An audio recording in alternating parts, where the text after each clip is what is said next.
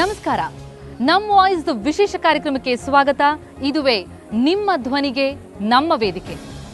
ರೂಪಾಯಿ ಮೌಲ್ಯ ಎಷ್ಟಾಗಿದೆ ಅನ್ನೋದು ಬಹುಶಃ ಎಲ್ಲರಿಗೂ ಗೊತ್ತು. ಡಾಲರ್ ಎದುರು 68 ರೂಪಾಯಿಯನ್ನ ದಾಟಿದೆ ನಮ್ಮ ರೂಪಾಯಿ. ಇಂತಹ ಸಂದರ್ಭದಲ್ಲಿ ಈ ರೂಪಾಯಿ ಅಪಮೌಲ್ಯಕ್ಕೆ ಹೊಣೆ ಯಾರು? ಇದ್ರ ಬಗ್ಗೆ ಮಾತನಾಡಲಿಕ್ಕೆ ನಾವಿವತ್ತು ಇರುವಂತಹದ್ದು ದಯಾನಂದ ಸಾಗರ್ ಕಾಲೇಜಿನ ಕ್ಯಾಂಪಸ್ನಲ್ಲಿ. ಈ ಕ್ಯಾಂಪಸ್ನಲ್ಲಿರುವಂತಹ ವಿದ್ಯಾರ್ಥಿ ಮಿತ್ರರೊಂದಿಗೆ ಇವತ್ತು ಈ ವಿಷಯವಾಗಿ ಚರ್ಚೆನ ಮಾಡ್ತೀವಿ. ಬನ್ನಿ ಹಾಗಿದ್ರೆ ಆರಂಭಿಸೋಣ ನಮ್ಮ ವಾಯ್ಸ್.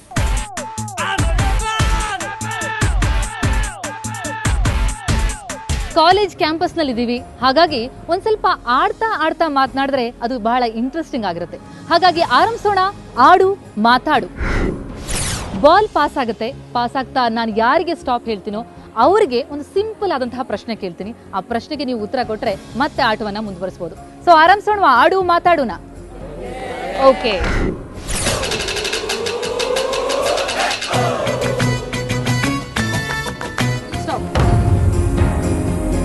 ರೂಪಾಯಿ ಅಪಮೌಲ್ಯ ಆಗಿದೆ. ಬಹುಶಃ ಎಲ್ಲರಿಗೂ ಗೊತ್ತಿರುವಂತಹ ವಿಚಾರನೆ. ಈ ಡಾಲರ್ ಎದುರು ರೂಪಾಯಿ ಈ ರೀತಿ ಲಕ್ವಾ ಹೊಡೆದು ಬಿದ್ದಿದೆಯಲ್ಲ, ಏನ್ ಕಾರಣ ಅಂತ ಅನ್ಸುತ್ತೆ ನಿಮ್ಗೆ? Petrol diesel usage day by day ಜಾಸ್ತಿ ಆಗ್ತಾ ಬರ್ತಾ ಇದೆ. ಸೊ ಈ ಥರ ಯೂಸೇಜ್ ಜಾಸ್ತಿ ಆಗ್ತಾ ಬರ್ತಾ ಇದೆ. ಬರೀ ಪೆಟ್ರೋಲ್ ಒಂದೇ ಅಲ್ಲ, ನಾವು ಡೈಲಿ ಯೂಸ್ ಮಾಡೋ ಬಟ್ಟೆಯಿಂದ ಆಗಲಿ, ಸೋಪು ಶಾಂಪೂಯಿಂದ ಆಗಲಿ, ನಾವು ಡೇ ಬೈ ಡೇ ಎಲ್ಲ ಒಂದು ಮಾಡರ್ನೈಸ್ ಆಗ್ತಾ ಬರ್ತಾ ಇದ್ದೀವಿ. ಹೇಗಂತಂದರೆ ಇವಾಗ ಯಾರು ಒಂದು ಮೆಡಿಮಿಕ್ಸ್ ಸೋಪ್ಗಿಂತ ಜಾಸ್ತಿ ನಾವು ಡವ್ ಸೋಪು, ವಿವೆಲ್ ಡಿವೆಲ್ಸು ಇದಕ್ಕೆ ಜಾಸ್ತಿ ನಾವು ಇದು ಮಾಡ್ತಾ ಇದ್ದೀವಿ. ಸೊ ಇದರಿಂದ ಏನಾಗ್ತಿದೆ ಅಂತಂದರೆ ಡೇ ಬೈ ಡೇ ನಮ್ಮ ಮಾಡೋ ಯೂಸೇಜಿಂದ ಜಾಸ್ತಿ ಆಗ್ತಾ ಇದೆ. ಅದರಲ್ಲೂ ಸಮ್ ಪೊಲಿಟಿಷಿಯನ್ಸ್ ಕಾರಣನಾದರೂ ಇರಬಹುದು.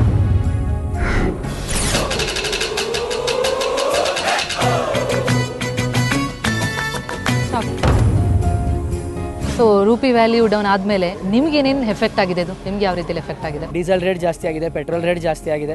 ಹಾಗಾಗಿರಿಂದ ಮನೇಲಿ ಮ್ಯಾನೇಜ್ ಮಾಡೋದು ಕಷ್ಟ ಆಗ್ತಿದೆ. ಈಗ ಬಸ್ ಚಾರ್ಜ್ ನಮ್ಮ ಪಪ್ಪ ನನಗೆ 10 ರೂಪೀಸ್ ಕೊಡಬೇಕು, ನಮ್ಮ ಅಮ್ಮನೂ ವರ್ಕ್ ಮಾಡ್ತಾರೆ, ಅವರಿಗೂ ಕೊಡಬೇಕು. ಸೊ ಹಾಗೆ ಮಾಡೋದ್ರಿಂದ ಮನೆ ಬ್ಯಾಲೆನ್ಸೇ ಒಂದು ರೀತಿ ಮೇಲೆ ಕೆಳಗಾಗಿದೆ. ಪೆಟ್ರೋಲ್ ರೇಟ್ ಜಾಸ್ತಿ ಆಗಿದೆ. ಎಲ್ಲೇ ತರ್ಲಿಕ್ಕೆ ಹೋಗಬೇಕು ಅಂತಂದ್ರೂ ಯೋಚನೆ ಮಾಡಬೇಕಾಗತ್ತೆ. ನಡ್ಕೊಂಡು ಹೋಗ್ಲಾ, ಬೈಕಲ್ಲಿ ಹೋಗ್ಲಾ. ಸೊ ಜಾಸ್ತಿ ದೂರ ಆದಾಗ ಯೂಸ್ ಮಾಡಲೇಬೇಕಾಗತ್ತೆ. ಬರೀ ದೇಶದಲ್ಲಿ ಅಷ್ಟೇ ಅಲ್ಲ, ಪ್ರತಿ ಮನೆಯಲ್ಲೂ ಈ ರೂಪಿ ಅಪಮೌಲ್ಯದಿಂದಾಗಿ ಇಂಬ್ಯಾಲೆನ್ಸ್ ಆಗ್ತಾ ಇರ್ತದೆ. ಓಕೆ, ಆಟ ಮುಂದುವರೆದು.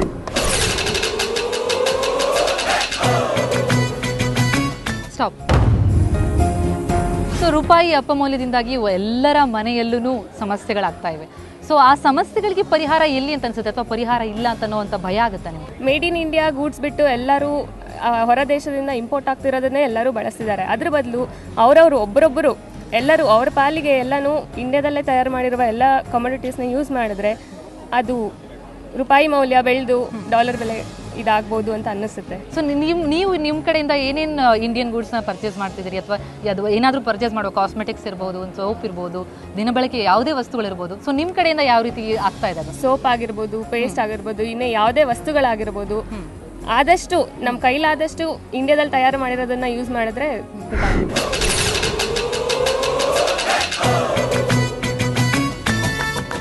ಸ್ಟಾಪ್. ಸೊ ರೂಪಾಯಿ ಅಪಮೌಲ್ಯದಿಂದಾಗಿ ಎಲ್ಲ ಕಡೆ ಎಫೆಕ್ಟ್ ಆಗ್ತಿರುವಾಗ ಸೊ ಆದಷ್ಟು ಭಾರತೀಯ ವಸ್ತುಗಳನ್ನು, ಭಾರತದಲ್ಲೇ ತಯಾರಾದಂತಹ ವಸ್ತುಗಳನ್ನು, ಭಾರತೀಯ ಕಂಪನಿಯ ವಸ್ತುಗಳನ್ನು ಪರ್ಚೇಸ್ ಮಾಡೋದು ಒಳ್ಳೇದು ಅಂತಾರೆ. ಪ್ರಾಕ್ಟಿಕಲಿ ಅದು ಸಾಧ್ಯ ಇದೆ ಅಂತ ಅನ್ಸುತ್ತಾ ನಿಮಗೆ? ನಿಜವಾಗ್ಲೂ ಇಲ್ಲ. ಯಾಕಂದರೆ ನಾವೀಗ ಡ್ರೈವ್ ಮಾಡೋ ಕಾರ್ಗಳಿಂದ, ಹಾಕೊಳ್ಳೋ ಬಟ್ಟೆಗಳೇ ಆಗಲಿ, ಯೂಸ್ ಮಾಡೋ ಫೋನ್ಗಳೇ ಆಗಲಿ, ಬಳಸೋ ಪೆನ್ನಿಂದ ಹಿಡಿದು ಕೂಡ ನಮ್ದಲ್ಲ. ಬೇರೆ ದೇಶದವರು ನಮಗಿನ್ನ ಚೆನ್ನಾಗಿ ಮಾಡ್ತಾರೆ, ನಮಗಿನ್ನ ಕಮ್ಮಿ ಪ್ರೈಸಲ್ಲಿ ಮಾಡ್ತಾರೆ. ಹಾಗಾಗಿ ನಾವು ಏನಕ್ಕೆ ಸ್ವದೇಶಿ ಬಳಸಬೇಕು ಅಂತ ಕೇಳ್ತಾರೆ ಎಲ್ಲರೂ. ಪರ್ಚೇಸಿಂಗ್ ಪವರ್ ಜಾಸ್ತಿ ಆಗಿದೆ ಅಂತ ಒಂದ್ ಕಡೆ ಖುಷಿ ಆಗಲ್ವಾ ನಿಮಗೆ? ಖುಷಿ ಆಗತ್ತೆ, ಇಲ್ಲ ಅಂತ ಹೇಳಿಲ್ಲ. ಆದರೆ ಪರ್ಚೇಸಿಂಗ್ ಪವರ್ ಜಾಸ್ತಿ ಆಗ್ತಾ ರುಪಿ ವ್ಯಾಲ್ಯೂ ಕಮ್ಮಿ ಆಗ್ತಾ ಇದ್ರೆ ಅದೇ ರೇಟಲ್ಲಿ ಇರುತ್ತಲ್ಲ ಎಲ್ಲ. ಯಾವತ್ತು ಮುಂದೆ ಹೋಗಲ್ಲ, ಯಾವತ್ತು ಹಿಂದೆ ಹೋಗಲ್ಲ, ಒಂದೇ ಕಡೆ ಇದ್ದಂಗೆ ಇರುತ್ತೆ. ಅದಕ್ಕೆ ನಾನು ಏನು ಹೇಳೋದು ಅಂದರೆ, ನೀವು ದೊಡ್ಡ ಪರ್ಚೇಸನ್ನು ಬೇರೆ ದೇಶದಿಂದನೇ ಮಾಡಿ, ಇಲ್ಲ ಅನ್ನಲ್ಲ. ಆದರೆ ಚಿಕ್ಕ ಪರ್ಚೇಸಸ್ಸು ಫಾರ್ಮ್ ಫ್ರೆಶ್ಶಿಗೆ ಹೋಗೋ ಬದಲು ಲೋಕಲ್ ಮಾರ್ಕೆಟಿಗೆ ಹೋಗಿ.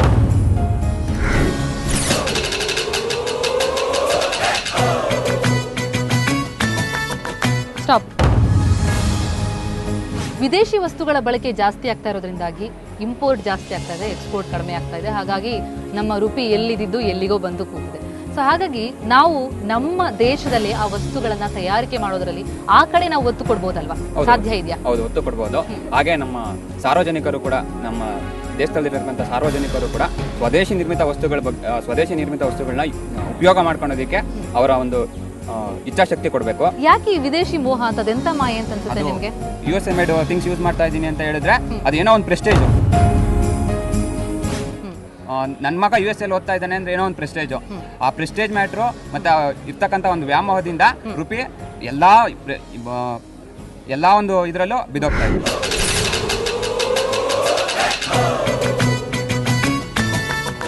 ಸ್ಟಾಪ್. ಈ ರುಪಿ ವ್ಯಾಲ್ಯೂ ಕಡಿಮೆ ಆಗೋದು ಎಷ್ಟು ರಾಜಕೀಯ ಪ್ರೇರಿತ ಅಂತ ಅನ್ಸುತ್ತೆ ನಿಮ್ಗೆ, ಅಥವಾ ಸಾರ್ವಜನಿಕರು ಎಚ್ಚೆತ್ತುಕೊಳ್ಳದೇ ಇರೋದೇ ಇದಕ್ಕೆ ಕಾರಣ? ನನ್ನ ಅನಿಸಿಕೆ ಪ್ರಕಾರ ರಾಜಕೀಯ ಭ್ರಷ್ಟಾಚಾರವೇ ಮುಖ್ಯ ಕಾರಣ. ಈ ಗೌರ್ಮೆಂಟ್ ಪಾಲಿಸಿಯಿಂದಲೇ ನನಗೆ ರುಪಿ ವ್ಯಾಲ್ಯೂ ಡಿಕ್ರೀಸ್ ಆಗ್ತಾ ಇದೆ ಅಂತ ನನ್ನ ಅನಿಸಿಕೆ. ರಾಜಕಾರಣಿಗಳನ್ನ ದೂರುವಾಗ ಅವರನ್ನ ಗೆಲ್ಲಿಸುವಂತವ್ರು ಯಾರು? ನಾವೇ, ಪ್ರಜೆಗಳು.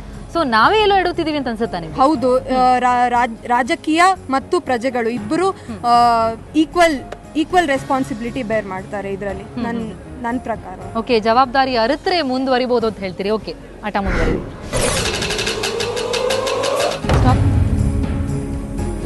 ಒಂದ್ ಕಡೆ ವಿದೇಶಿ ಮೋಹ, ಇನ್ನೊಂದ್ ಕಡೆ ವಿದೇಶಕ್ಕೆ ಹೋಗಿ ದುಡಿಯೋ ಮೋಹ, ಅಲ್ಲಿ ಹೋಗಿ ಓದೋ ಮೋಹ, ಇದೆಲ್ಲ ಓಕೆ. ಆದ್ರೆ ಅಲ್ಲಿ ಉದ್ಯೋಗ ಅರಸಿ ಅಲ್ಲೇ ಹೋದವರು ಅಲ್ಲೇ ಸೆಟ್ಲ್ ಆಗ್ಬಿಡ್ತಾರೆ. ಆದ್ರೆ ಇಲ್ಲಿರುವಂತಹ ನಾಲೆಜ್, ಇಲ್ಲಿರುವಂತಹ ಜ್ಞಾನವನ್ನ ಅಲ್ಲಿ ಉಪಯೋಗಿಸ್ತಾ ಇರೋದ್ರಿಂದಾಗೆ ನಮ್ಮ ಇಲ್ಲಿ ಅಭಿವೃದ್ಧಿ ಕುಂಠಿತಗೊಳ್ತಾ ಇದೆ ಅಂತ ಅನ್ಸುತ್ತಾ ತಮಗೆ? ಅದನ್ನ ಹೇಗೆ ನಾವು ಕಡಿಮೆ ಮಾಡ್ಬೋದು? ಖಂಡಿತ ಹೌದು. ಅಲ್ಲಿಗೆ ಹೋಗಿ ಅದೇನಾಗುತ್ತೆ ಅಂದರೆ ನಾವಿಲ್ಲಿ ಅಲ್ಲಿಗೆ ಹೋಗೋಕ್ಕೆ ಖಂಡಿತ ಎಲ್ಲರೂ ಫ್ಲೆಕ್ಸಿಬಲ್ ಆಗಿರಲ್ಲ, ಅಷ್ಟೊಂದು ದುಡ್ಡು ಯಾರ ಹತ್ರನೂ ಇರಲ್ಲ. ಸೊ ಸಾಲ ಅಂತೂ ಮಾಡ್ತಾರೆ. ಅದನ್ನು ತೀರಿಸ್ಬೇಕಂದ್ರೆ MS ಮಾಡಿ ಇಲ್ಲಿ ಬಂದರೆ ಇಲ್ಲಿ ಓವರ್ ಕ್ವಾಲಿಫೈಡ್ ಅಂತ ಹೇಳೋ ಕಳ್ಸೋ ಜನ ಇದ್ದಾರೆ.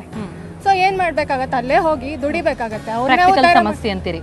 ಪ್ರಾಕ್ಟಿಕಲ್ ಸಮಸ್ಯೆ. ಅಲ್ಲೇ ಹೋಗಿ ದುಡಿಬೇಕಾಗಿರೋ ಸಿಚುವೇಶನ್ ಬಂದೇ ಬರುತ್ತೆ.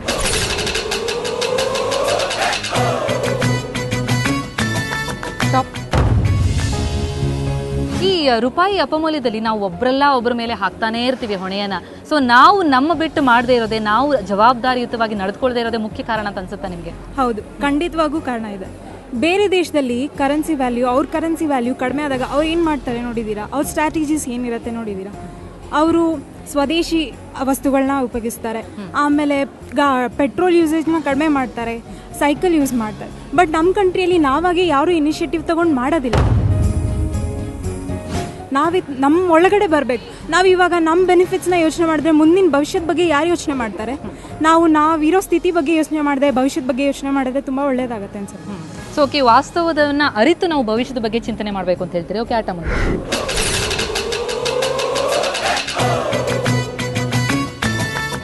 ಸ್ಟಾಪ್. ಯಾವೆಲ್ಲ ಕಾರಣಗಳು ಮುಖ್ಯ ಆಗುತ್ತೆ ಅಂತ ಅನ್ಸುತ್ತೆ ರುಪಿ ಡೌನ್ ಆಗೋದಕ್ಕೆ? ಮತ್ತೆ ನಮ್ಮ ಕಡೆಯಿಂದ ಏನೆಲ್ಲ ಕಾರ್ಯಗಳನ್ನ ಮಾಡೋದ್ರಿಂದ ನಿಜಕ್ಕೂ ಸಾಧ್ಯ ಇದೆ ಅಂತ ಅನ್ಸುತ್ತೆ ಅದನ್ನ ಸರಿಪಡಿಸ್ಲಿಕ್ಕೆ? ರುಪಿ ವ್ಯಾಲ್ಯೂ ಡೌನ್ ಆಗೋಕ್ಕೆ ಮೊದಲೇ ಕಾರಣ ಅಂದರೆ ಅತಿಯಾದ ರಫ್ತು, ಅತಿಯಾದ ಸಿದ್ಧ ವಸ್ತುಗಳ ಆಮದು. ನಾವು ಸಿದ್ಧ ವಸ್ತುಗಳನ್ನು ಆಮದು ಮಾಡ್ಕೊಂತೀವಿ. ನಮ್ಮ ದೇಶದ ಬೆಳೀತಿರ್ತಕ್ಕಂಥ ಬಂಗಾರನ ರಫ್ತು ಮಾಡ್ತೀವಿ ಅಲ್ಲಿಗೆ. ನಾವು ನಮ್ಮಲ್ಲಿರೋಂಥ ಒಳ್ಳೆ ಕ್ವಾಲಿಟಿ ಹತ್ತಿನ ರಫ್ತು ಮಾಡ್ತೀವಿ. ಅಲ್ಲಿಂದ ಬರ್ತಕ್ಕಂಥ ಲಿವೀಸು, ಅಡಿಡಾಸು ಎಲ್ಲ ನಾವು ಆಮದು ಮಾಡ್ಕೊತೀವಿ. ಅಲ್ಲ, ರಫ್ತು ಮಾಡಬೇಕು ಅಂದ್ರೆ ಕ್ವಾಲಿಟಿ ಪ್ರಾಡಕ್ಟ್ನೇ ಅವ್ರು ಕೇಳ್ತಾರಲ್ವಾ? ಅದೇ ನಾವ್ಯಾಕೆ ರಫ್ತು ಮಾಡಬೇಕು? ನಮ್ಮ ದೇಶದಲ್ಲೇ ಕಂಪ್ನಿಗಳನ್ನ ಹಾಕಿ ನಮ್ಮ ದೇಶದಲ್ಲೇ ಪ್ರಾಡಕ್ಟ್ನ ರೆಡಿ ಮಾಡಿ. ನಮ್ಮ ದೇಶದಲ್ಲಿ 127 ಕೋಟಿ ಜನಸಂಖ್ಯೆ ಇದೆ ಸರ್. ಒಬ್ಬೊಬ್ಬರಿಗೆ ಎಲ್ಲರೂ ನಮ್ಮ ದೇಶದ ಪ್ರಾಡಕ್ಟ್ನೇ ಉಪಯೋಗಿಸಿದ್ರೆ ಇದು ಯಾವ ಲೆಕ್ಕ? ಡಾಲರ್ ಎಲ್ಲೋ ಬಿದ್ದೋಗ್ಬಿಡುತ್ತೆ ಕೆಳಗಡೆ.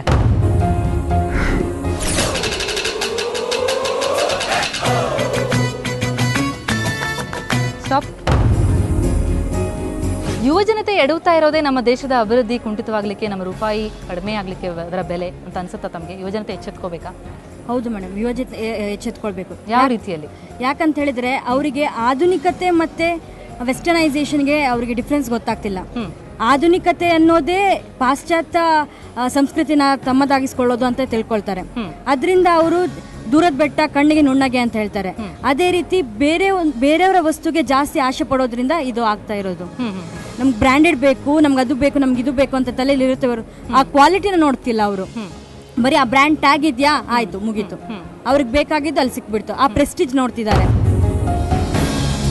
ಒಬ್ಬೊಬ್ಬರದ್ದು ಒಂದೊಂದು ರೀತಿಯ ಆಲೋಚನೆಗಳಿವೆ.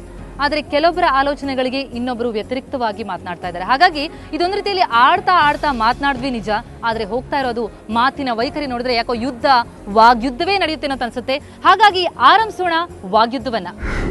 ನನ್ನ ಎಡಗಡೆ ಇರುವಂಥವ್ರು ಅಂತ ಹೇಳ್ತಾ ಇದ್ದಾರೆ ಯುವ ಜನತೆ, ಮತ್ತು ಜೊತೆಗೆ ಸರ್ಕಾರದ ಮೇಲೆ ಬರೀ ಹೊರೆ ಹಾಕುವಂಥದ್ದಲ್ಲ, ಎಲ್ಲರೂ ಇದಕ್ಕೆ ಕಾರಣಕರ್ತರು ಅಂತ ಇವ್ರು ಹೇಳ್ತಾರೆ. ಆದರೆ ನನ್ನ ಬಲಗಡೆ ಇರೋ ಹೇಳ್ತಾರೆ ಖಂಡಿತ ಅಲ್ಲ, ನಾವು ನಂಬಿಟ್ಟೇನೋ ಮಾಡ್ಬಿಡ್ತೀವಿ, ಆದರೆ ಸರ್ಕಾರ ಮಹಾಸ್ವಾಮಿಗಳೇ ಏನು ಮಾಡ್ತಿದ್ದೀರಿ ಅಂತ ಅವ್ರು ಕೇಳ್ತಿದ್ದಾರೆ. ಹಾಗಿದ್ರೆ ಈ ವಾಗ್ಯುದ್ಧವನ್ನ ಬನ್ನಿ ಆರಂಭಿಸೋಣ.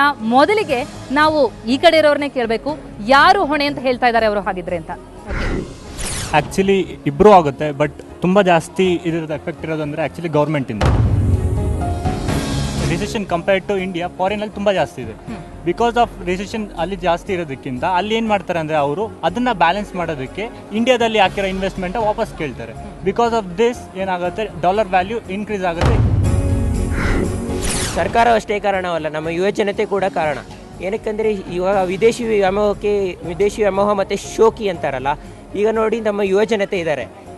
ಇದು ಇವಾಗ ನಾರ್ಮಲಾಗಿ ಬಜಾಜ್ ಬೈಕ್ ತೊಗೊಂಡ್ರೆ 60 ಕಿಲೋಮೀಟ್ರ್ 70 ಕಿಲೋಮೀಟ್ರ್ ಮೈಲೇಜ್ ಕೊಡುತ್ತೆ, ಅದು ತಗೊಳ್ಳಲ್ಲ. ಏನಕ್ಕೆ ಯಾವ್ದು ತೊಗೊತಾರೆ ಅಂದರೆ R15 ಹಯಾಬುಜಾ ಅಂದ್ಕೊಂಡು ಶೋಕಿಗೋಸ್ಕರ ತಗೊತಾರೆ. ಸೊ ಸ್ವದೇಶಿ ವಸ್ತುಗಳ ಬಳಕೆಯನ್ನು ಜಾಸ್ತಿ ಮಾಡಿದ್ರೆ ಆ ಮೂಲಕ ನಾವು ಆರಾಮಾಗಿ ಸರಿಯಾಗಿ ನಮ್ಮ ವ್ಯವಸ್ಥೆಯನ್ನು ಬದಲಾಯಿಸ್ಬೋದು ಅಂತ ಹೇಳ್ತಾರೆ. ಒಪ್ತೀರಾ ನೀವು? ಸರ್ಕಾರ ಅದಕ್ಕೆ ಲಿಮಿಟ್ ಮಾಡ್ಬೋದು, ಅದಕ್ಕೆ ಪಾಲಿಸೀಸ್ ಇಟ್ಬಿಟ್ಟು ಲಿಮಿಟ್ ಮಾಡ್ಬೋದು, ಅದನ್ನು ಬೇಡ ಇಷ್ಟೇ ವಸ್ತು ಆಮದು ಮಾಡ್ಕೊಳ್ಬೇಕು ಅಂತ. ಆ್ಯಂಡ್ ಸರ್ಕಾರನೇ ಕಾರಣ, ಯಾಕಂದರೆ ಇವಾಗ ಸರ್ಕಾರ ಜನರಿಗೆ ಒಂದು ಎನ್ಕರೇಜ್ಮೆಂಟ್ ಕೊಡಬೇಕು. ಸರ್ಕಾರದ ಕೈಯಲ್ಲೇ ಇದೆಯಲ್ಲಪ್ಪ, ಅವರು ಸೆಲ್ಫ್ ಬ್ಯಾನ್ ಹೆಂಗೆ ಮಾಡ್ಕೊಳ್ಳೋದು, ಅವರೇ ಆಮದನ್ನು ಕಡಿಮೆ ಮಾಡಲಿ, ಆಮೇಲೆ ನಾವು ಕೂಡ ನಮ್ಮ ದೇಶದ ಗೂಡ್ಸ್ಗಳನ್ನೇ ಬಳಸ್ತೀವಿ, ಅದ್ರ ಮೂಲಕ ನಾವು ಸರಿ ಮಾಡ್ಬೋದು ಅಂತ ಹೇಳ್ತಾರೆ. ನಮಗೆ ಏನು ಆಗ್ತಿದೆ ಏನು ಆಗ್ತಿಲ್ಲ ಅಂತ ಗೊತ್ತಿಲ್ಲ, ಯಾಕಂದರೆ ನಾವೆಲ್ಲರೂ ನಮ್ಮ ಲೈಫಲ್ಲಿ ಬ್ಯುಸಿ ಆಗಿದ್ದೀವಿ. ನಮ್ಮ ದೇಶದಲ್ಲಿ ಇಷ್ಟು ಎಮ್ಮೆ ಇದ್ದಾವೆ, ಇಷ್ಟು ಹಸ ಇದ್ದಾವೆ, ಇಷ್ಟು ಎಮ್ಮೆಗಳಿಗೆ ಕಾಲಿಲ್ಲ, ಇಷ್ಟು ಎಮ್ಮೆಗಳಿಗೆ ಇದು ಸರಿ ಇಲ್ಲ, ಇಷ್ಟು ಎಮ್ಮೆಗಳಿಗೆ ಕ್ಯಾನ್ಸರ್ ಬಂದಿದೆ, ಇಷ್ಟು ಜನ ಇದರಿಂದ ಬಳಲ್ತಿದ್ದಾರೆ ಅನ್ನೋ ಒಂದು ಇದಿದೆ ಅಷ್ಟೇ. ಆದರೆ ನಮ್ಮ ದೇಶದಲ್ಲಿ ಎಷ್ಟು ದುಡ್ಡಿದೆ ಅನ್ನೋದು ಎಲ್ಲೂ ಕೂಡ ಇಲ್ಲ ರೆಕಾರ್ಡ್ಸು.